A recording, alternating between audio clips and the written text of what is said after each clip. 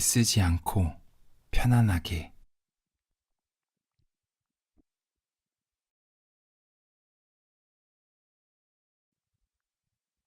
로망의 개인적 취향.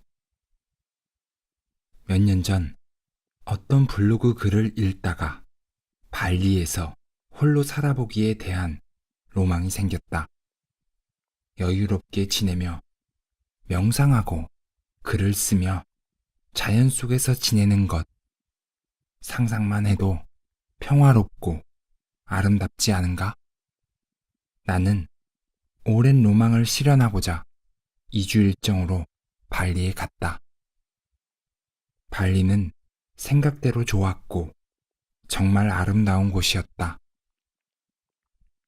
하지만 일주일이 지나자 답답해지기 시작했다.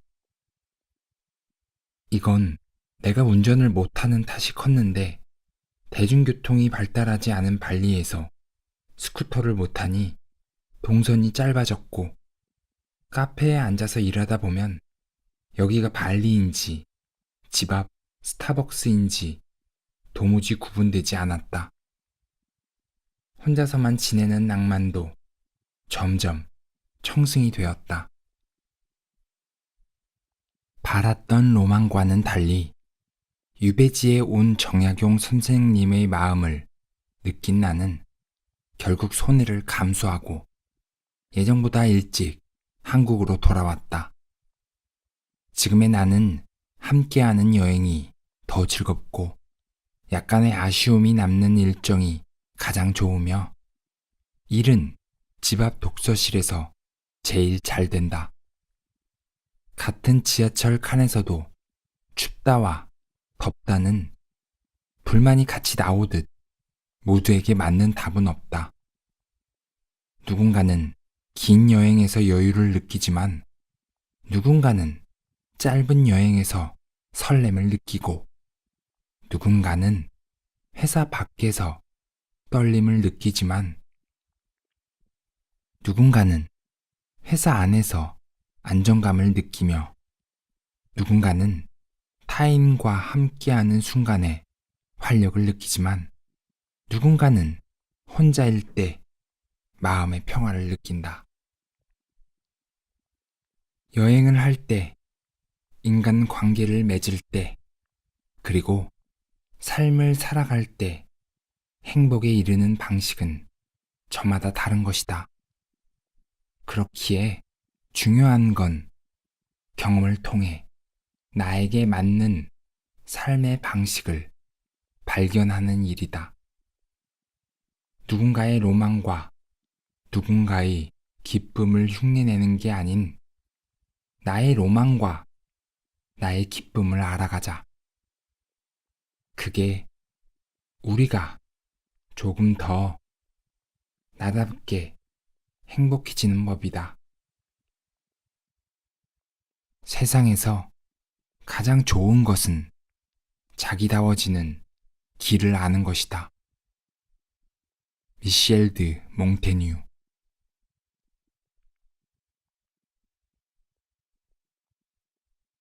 아무 말 대잔치에 흔들리지 말 것. 회사를 그만두고 책을 준비할 당시 엄마의 지인이 엄마에게 수연이 정신 차리고 회사나 다니라고 해 라는 이야기를 했다. 애정 없는 충고에 굉장히 기분이 상했지만 일단 진지하게 검토해보기로 했다. 하나, 나는 정신을 못 차렸는가? 아니, 당시 나는 지난 몇 년 중 가장 제정신이었다. 회사를 다니지 않을 뿐 생계도 내 힘으로 책임지고 있었고 어느 때보다 열심히 살고 있었다. 둘, 그 이야기를 따를 이유가 있는가? 글쎄, 유감스럽게도 그분은 내 롤모델이 아니었다. 나는 그분의 삶을 따르고 싶지도 않았고 의견을 구한 적도 없다. 많은 이가 자신과 다른 방식으로 사는 이들을 너무 쉽게 비난하고 때론 행복하지 않은 사람조차 타인에게 자신의 삶을 강요한다. 그리고 그보다 놀라운 건 우리가 그런 말에 자주 상처받고 흔들린다는 점이다. 타인의 충고를 통해 삶을 돌아보고 성장할 수도 있지만 충고도 하나의 의견일 뿐 언제나 진실인 건 아니다. 우리에게는 합리적인 의심과 검증이 필요하다. 그럼 누구의 말을 들을 것인가? 가짜 뉴스와 선동을 감별하기 위해 확인할 것은 언제나 첫째는 근거요, 둘째는 출처다. 충고에 편협한 진실만 담겨 있다면, 근거도 애정도 없는 참견이라면, 내 삶을 스스로 책임지고 있다면 흔들리지 않아도 된다. 당신의 삶에 어떤 권위도 권한도 없는 이에게 심사위원의 자리를 내줄 필요는 없다. 현명하지 못한 사람은 자기가 이해할 수 없는 일에 대해서는 무엇이든 헐뜯는다. 고독은 각자의 목. 나는 인생은 어차피 혼자야 라는 말을 싫어한다. 너무 냉소적이고 방어적인 표현이라 그렇다. 그래서 인생은 어차피 혼자야 라는 말에 논리적으로 반박할 수 있는 근거를 찾아내고 싶었다. 꼭 그런 것만은 아니라고, 혼자가 아닐 수 있다고 말이다. 하지만 그런 나조차도 인정할 수밖에 없는 건 누구나 어느 순간엔 혼자가 된다는 사실이었다. 옆에 누군가가 있건 없건, 잠자리에 눕는 순간, 길을 걷는 순간, 밥을 먹는 순간, 우리는 언제나 혼자인 순간과 마주하고 고독감과 외로움을 느낀다. 이 마음의 싱크홀은 동호회 15개에 가입해도 애인 7명을 동시에 만나도 채워지지 않는다. 그 이유는 관계가 쓸모없어서가 아니라 우리에겐 혼자의 영역이 존재하기 때문이다. 관계로는 채워지지 않는 근원적 고독이 있는 것이다. 혼자의 영역을 받아들이지 않으면 실현 불가능한 이상적인 관계를 꿈꾸기도 하고, 인생은 결국 혼자고 인맥보단 치맥이라며 관계를 폄하하기도 한다. 하지만 지방을 아무리 먹어도 단백질이 채워지지 않는 것처럼 근원적 고독으로 인한 허기와 결핍은 타인과의 관계로 채워질 수 없고, 고독으로부터 도망친다 해도 언젠가는 맞닥뜨리게 된다. 그렇기에 우리가 할 일은 관계를 통해 기쁨을 찾으면서도 혼자의 영역을 받아들이는 것이다. 내면을 들여다보고 자신만의 세계를 만들며 혼자를 채우는 법을 알아가야 한다. 어차피 혼자라며 쓸쓸해하지도, 나만의 외로움일 거라 착각하지도 말자. 우리는 모두 공평하게도 각자의 고독을 이겨내고 있다.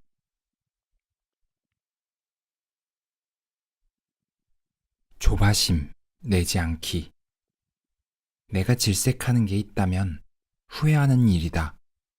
이미 되돌릴 수 없는 일을 바라보며 자책하는 건 우리 마음을 얼마나 불쾌하고 피곤하게 만드는가. 그래서 나는 후회를 최소화하기 위해 방지책을 세웠는데, 그건 후회에 관한 오답 노트를 적는 것이다. 사람은 언제나 비슷한 유형의 실수를 반복하니 이미 했던 후에라도 반복하지 않겠다는 생각이었다. 그렇게 적어보니 늘 반복한 후회가 있었는데 나이에 대한 조바심이 그랬다. 분명 청춘이었던 20대 내내 나는 조바심이 났다. 앞으로 살아갈 날 중에 지금이 제일 젊은 날이라지만 지금껏 살아온 날 중엔 지금이 제일 늙은 날이다 보니 새로 바뀐 나이는 늘 부담스러웠고 싸이월드 미니 홈피에 맙소사 23이라니 같은 글을 쓰며 탄식하곤 했다. 물론 그 조바심이 전부 나쁜 건 아니라서 몇몇 목표를 서둘러 달성하는데 도움이 되기도 했다. 하지만 초조함은 시야를 좁혔고 눈앞의 결과에만 매달리게 했으니 어떤 목표에도 1년 이상의 시간을 할당할 수가 없었다. 이미 나는 남들보다 조금 늦었고 내 나이에 맞는 다수의 삶에서 너무 멀어지지 않도록 서둘러야 했다. 그렇기에 새로운 일이나 시간이 걸리는 도전은 할 수 없다고 말했다. 하지만 23이 되어보니 20살의 애땜이 보였고 26이 되어보니 23의 가능성이 보였고 29이 되어보니 26의 청춘이 보였다. 20대뿐이랴 40대에는 30대를 어리다고 하고 50대는 40대를 젊다 하여 60대는 50대를 한창 때라 이야기한다. 지나고 보면 모든 날이 젊음이었다는 걸 우리는 언제나 뒤늦게 깨닫는다. 나는 반복되는 후회가 지겨웠기에 더 이상은 나이에 조바심 내지 않기로 했다. 나이에 쫓겨 서두르는 대신 삶의 가능성을 제한하지 않기로 하자 시간을 들여 책을 쓸 엄두가 났고 드디어 같은 후회를 반복하지 않게 되었다. 어쩌면 당신도 그 시절의 나처럼 새로 더해진 나이가 낯설어 조바심이 날지 모른다. 장기적인 꿈을 품기엔 시간이 없다고 혹은 무언가를 시작하기엔 너무 늦었다고 이야기할 수도 있다. 하지만 곧 알게 될 테니 지금이야말로 무엇이든 새롭게 시작할 수 있는 순간이라는 것을 당신이 바라는 삶을 향해 조금씩 나아가기를 바란다. 미래의 당신이 지금 당신의 시작을 응원할 것이다. 사람들이 내게 자주 했던 질문 하나. 에세이 작가를 오래 하지 못하면 어떻게 할 건가요? 한결같은 나의 대답은 그러면 다른 일을 하면 되죠. 당장은 새로운 직업을 갖기 어렵지만 3년 정도의 시간을 두고 준비하면 새롭게 할 수 있는 일은 많다. 당신의 시작을 위해 시간을 주자. 삶은 망설이기엔 너무 짧고 조바심을 내기엔 너무 길다.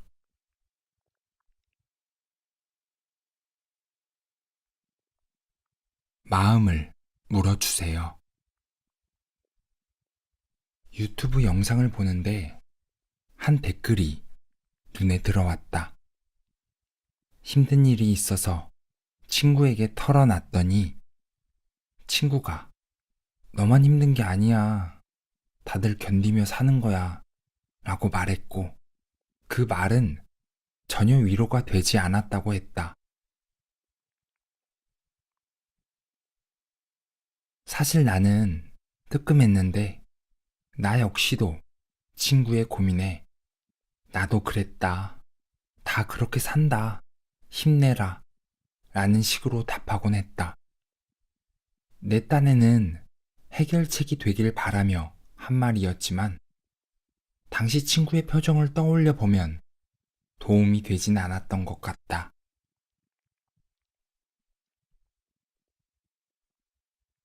왜 착한 사람에게 나쁜 일이 일어날까? 의 저자 해럴드 쿠슈너 역시 자기 아들이 죽어갈 때 들은 사람들의 위로가 오히려 자신을 고통스럽게 했다고 한다. 그런데 돌이켜보니 자신도 20년여간 다른 사람들에게 똑같은 위로를 해왔었다고. 알고 보면 위로와 공감의 실패는 참 흔한 일이다. 왜 공감은 어려운 걸까? 대체 어떻게 해야 제대로 된 위로를 할 수 있는 걸까? 당신이 옳다 해서 정혜신 박사는 타인의 고통을 들을 때 충고, 조언, 평가, 판단을 조심해야 한다고 말한다. 이 내용을 바탕으로 실전 문제를 내보겠다. 아이가 만약 친구와 다투고 왔다고 쳐보자. 여기서 어떤 말이 공감을 위한 말하기라 생각하는가? 1. 너는 누굴 닮아서 맨날 싸우니? 2. 친구랑 사이좋게 지내야지. 내가 먼저 미안하다고 해. 3. 왜? 뭐 때문에 싸웠어? 다른 친구는? 4. 괜찮아. 나도 어렸을 때 친구들이랑 많이 싸웠어. 아마도 우리는 이 중의 하나의 말을 들으며 자랐을 테다. 그럼 공감의 이야기는 뭐였을까? 사실 여기까진 페이크였으니 상대에게 가장 먼저 필요한 건 괜찮아? 지금 마음이 어때? 라고 그 마음을 물어주는 말이었다. 위로나 조언이 필요할지라도 우선은 상대가 충분히 자신의 마음을 이야기할 수 있도록 물어야 하는 거였다. 그런데 많은 순간 우리는 상대의 이야기를 듣고 공감하는 대신 상대에게 답을 주고 문제를 해결해야 한다는 생각에 사로잡혀 상대의 말을 들으면서도 여전히 자신의 세계에 머무르곤 한다. 그래서 이 쉬운 질문을 하지 못한다. 왜 그랬을까? 우리도 그런 말들 속에서 자랐으니까.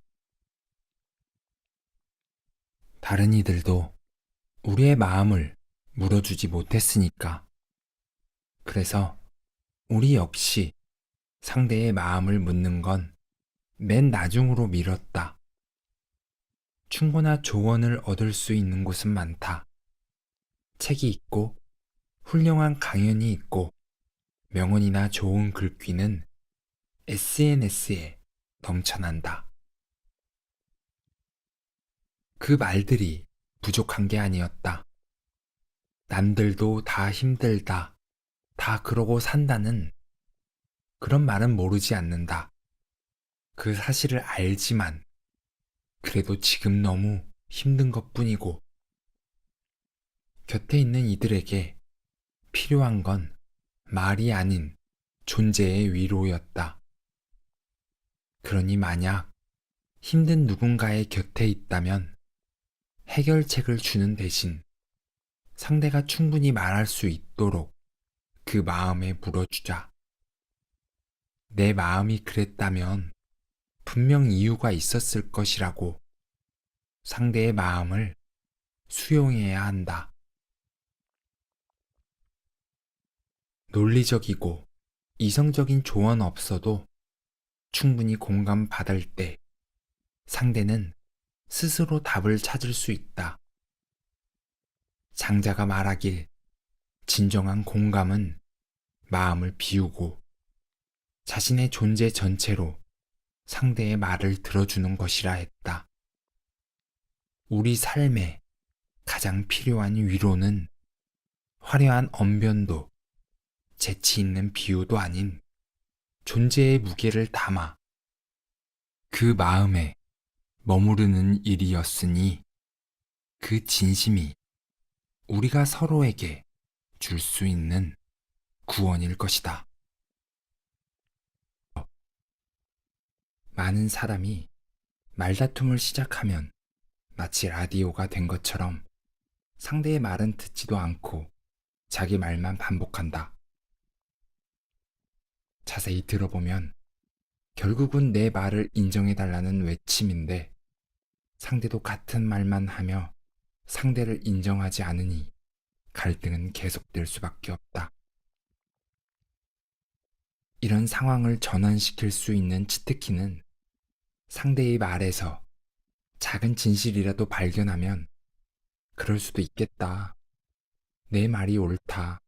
라고 인정해주는 것이다. 상대의 말을 인정한다고 해서 내 말이 틀린 게 되어버리거나 내가 가해자가 되는 건 아니다. 내 경우에도 자기 방어를 멈추고 상대를 인정하자. 상대 역시 내 목소리를 듣기 시작했고 결국에는 내 마음도 인정해 주었다. 하지만 이 방법을 사람들에게 알려주어도 대부분 그러고 싶지 않다는 대답이 돌아왔다. 왜 그럴까? 그건 싸움에도 지배욕, 자기애, 충족, 복수심, 자기 동정, 정의, 책임 회피 등 수많은 보상이 존재하기 때문일 테다. 지루한 평화보다 시끄러운 다툼에서 자신이 살아있음을 확인하는 것이다. 그래서 많은 이가 싸움을 중단하는 방법을 알면서도 싸움을 지속하고 고통받을 것을 알면서도 싸움을 택한다. 하지만 우리가 관계를 통해 얻으려 했던 건 싸움을 통한 은밀한 보상이 아닌 서로의 안식처가 되어주는 일 아니었을까? 상처뿐인 만족감 때문에 깊은 유대와 애정을 잃어버려도 괜찮은가? 사랑은 인내의 가치를 믿을 때만 얻을 수 있다. 관계에 있어 수많은 기술이 있겠지만 가장 중요한 건 갈등의 순간에 사랑을 택하는 용기다. 사랑을 원한다면 사랑을 택하자. 지옥을 만드는 방법은 간단하다. 가까이 있는 사람을 미워하면 된다. 천국을 만드는 방법도 간단하다. 가까이 있는 사람을 사랑하면 된다. 백범 김구.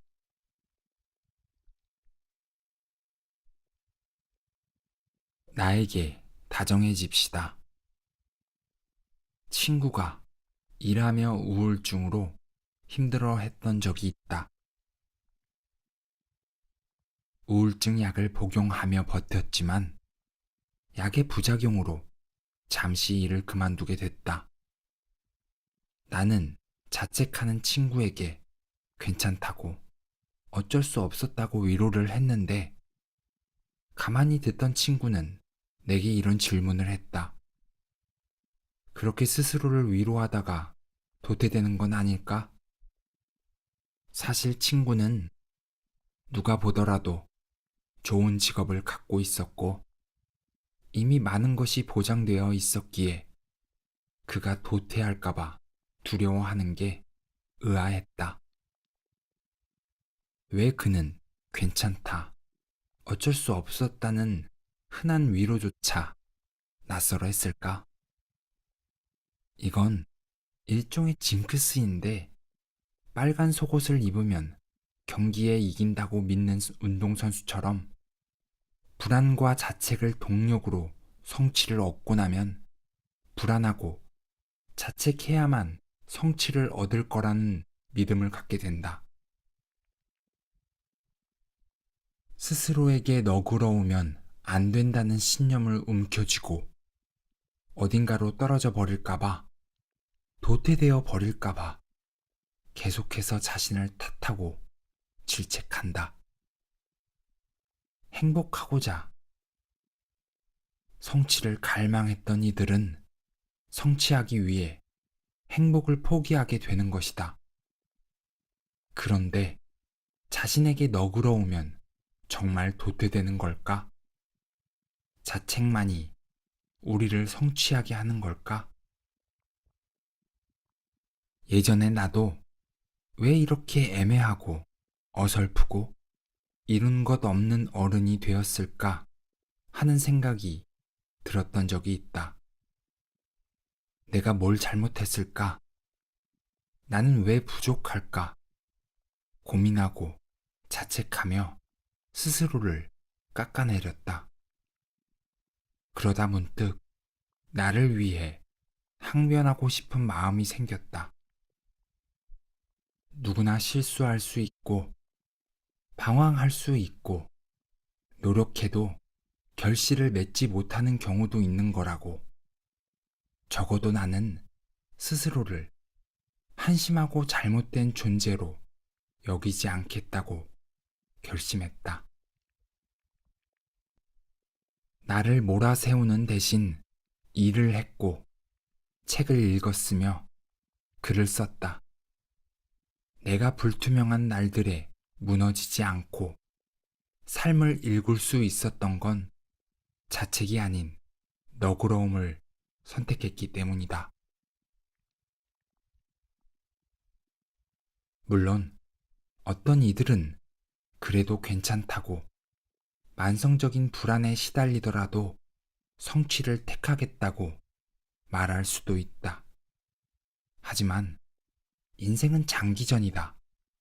자책은 여러 동기 중 하나일 뿐 성취를 위한 유일한 방법은 아니며 오랫동안 마음에 품고도 나를 손상시키지 않도록 동기부여를 해야 한다. 나에게 너그러워도 힘들 때 잠시 쉬어도 삶이 무너지지도 않는다는 걸 알아야 한다. 우리는 위로와 다정함을 통해 앞으로 나아갈 힘을 얻을 수 있고 딱 그만큼 타인에게도 너그러울 수 있다. 그러니 이제 스스로를 위로해도 된다. 이해해도 된다. 그런다고 한심해지지도 도태되지도 않는다. 오랫동안 너무 애써온 당신에게, 살면서 스스로를 소외시켰던 당신에게 이제는 다정해도 괜찮다.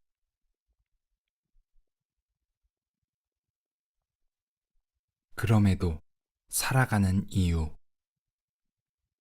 인생이 정말 우울할 때가 있었다. 어릴 땐 문제가 생겨도 대부분 끝이 있었지만 나이를 먹으니 되돌릴 수 없는 문제도 있다는 걸 알게 된다. 하루는 아무것도 하지 않고 방에 누워있는 나에게 엄마는 자신도 젊은 시절 우울한 마음에 아무것도 하지 않고 지낸 적이 있었다고 했다.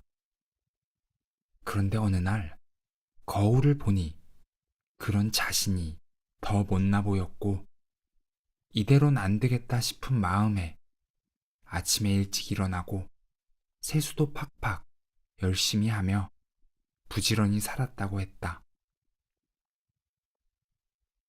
나는 이 특별할 것 없는, 딱히 해피엔딩도 아니었던 이야기가 종종 머릿속에 떠오른다. 아무것도 하지 않으면 더 못나진다는 엄마의 말을 떠올리며 나 역시 더 못나지지는 않기 위하여 다시 살아갈 힘을 냈다. 돌이켜보면 삶이 너무 피곤했다. 러닝머신 위에 있는 것처럼 아무리 노력해도 지금 내 자리를 벗어날 수 없었다. 그저 바닥으로 떨어지지 않기 위해, 더 못나지지 않기 위해 걷곤 했다.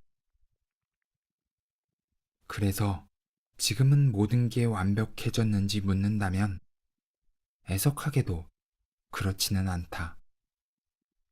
다만 그럼에도 할 수 있는 이야기는 그 순간마다 삶을 살아냈기에 오늘이 있을 수 있다는 사실이다. 삶에는 의미도, 목적도, 보상도 필요하다. 하지만 아무런 답을 찾을 수 없는 날에는 살아낸다는 것 그 자체가 의미이며 목적이자 보상 아니었을까?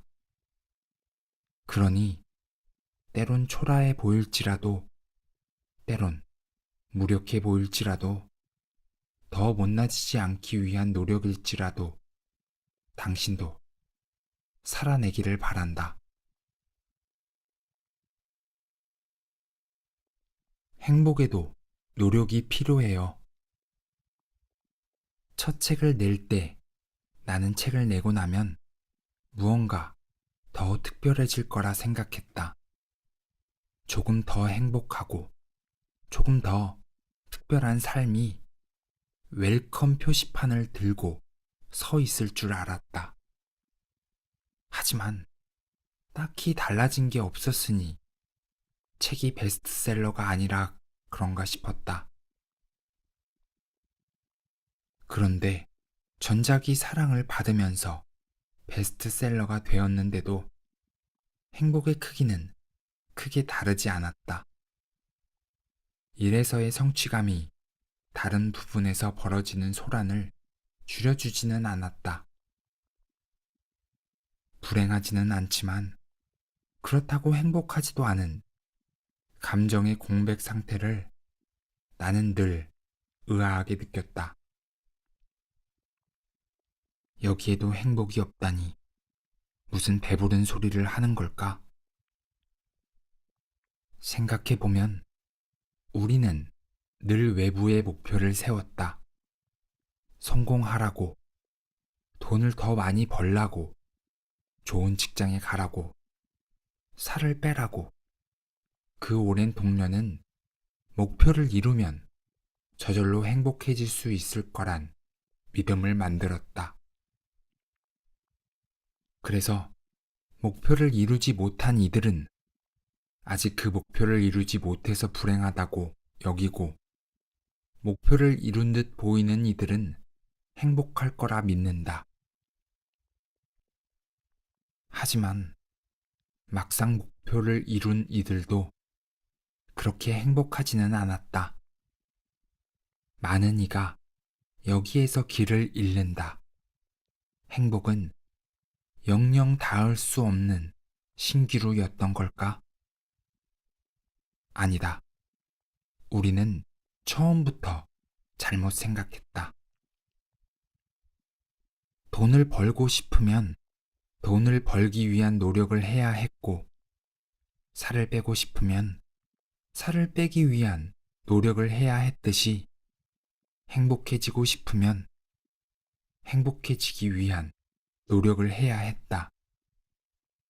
우리는 정작 행복을 위한 노력은 제대로 하지 못했던 거다. 그러면 행복을 위한 노력은 무엇이었을까? 나는 답을 찾고 싶었다. 삶의 의미와 목표를 알고 싶었고 행복하고 싶었다. 그리고 오랜 시간 끝에 찾은 나의 답은 놀랍게도 사랑이었다.